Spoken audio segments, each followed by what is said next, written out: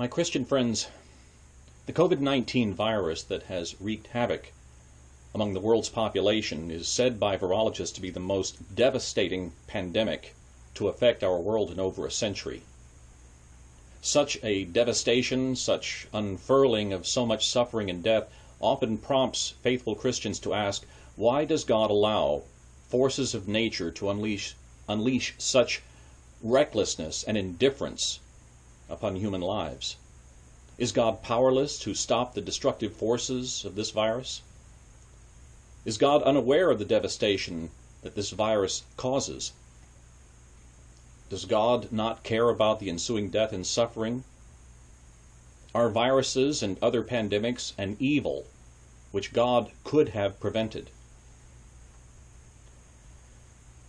Such theological questions seek to discern where evil resides and to declare who or what is to blame for so much suffering and death. But I have to confess that I've come to believe that this virus is incorrectly called an evil.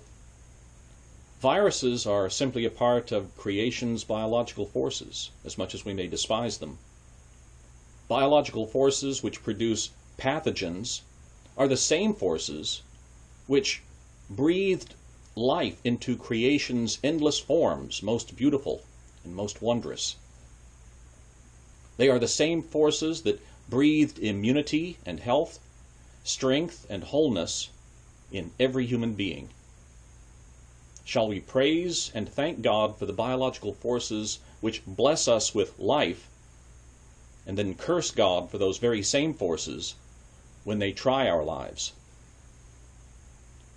No, my Christian friends, the word evil is not the right adjective to describe God or COVID-19 or the sufferings and deaths which result from this pandemic.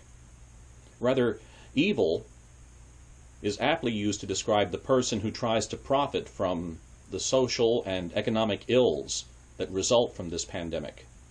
Evil are the persons who, for their own agendas, whatever they may be, are indifferent to the sufferings of those infected by this virus. So are viruses and other pandemics an evil which God could have prevented? Any answer would fall far too short of the measure that such questions merit. For behind the theological appearance of such inquiries, there dwells the suffering and confusion of the inquirer. At its core, this theological question is actually a plea for a pastoral answer. Perhaps a better question, a more pastoral question to ask is, why doesn't God do something about pandemics and the suffering which ensues? The answer to this question is that God is indeed doing something. But as is often the case, all too often, God's response to suffering in the world is not the response that most of us want to hear. It's not the response which some persons might expect. God addresses the problem of suffering and death by bringing His perfect goodness into the arena of human agency. The good Creator becomes His own good creation in the person of Jesus Christ. Even as we may want to believe that we are exceptions to creation, that we ought to be exempted from creation's natural forces, God did not exempt Himself from the finitude, the limitations, and the mortality of His own creation.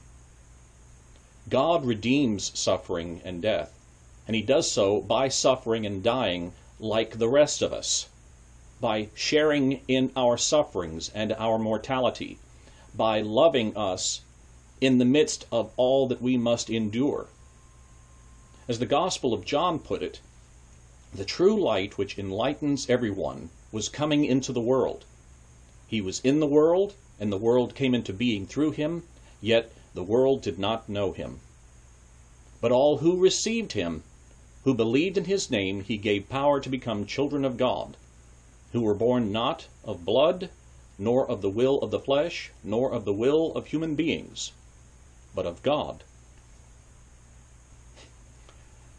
So why doesn't God do something about the pandemic and the sufferings which ensue?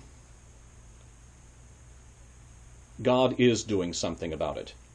God has empowered us, you and me, as children of God, and is calling us to love one another and to help others when and where we can. God has created us to be Christ-like. That's what the word Christian means. God has called us, like Christ, to redeem suffering and death by reaching forth with Christ-like compassion to care for all who are suffering and to be mindful of their desperation and their need. My Christian friends, God is doing something. God so loves the world that He sent His Son, Jesus Christ, to live in this sinful and broken world, in this painful and weak and mortal world. And Christ so loved this world in which He found Himself by sending you and me. He sent you and me, the children of God, into the world to participate in the same process of redeeming death and suffering by loving one another and helping where we can, doing justice, loving kindness, lifting up the people in their suffering and helping them when and where we can. Christ so loved the world that He is sending you and me, the children of God, into this world to make His love known.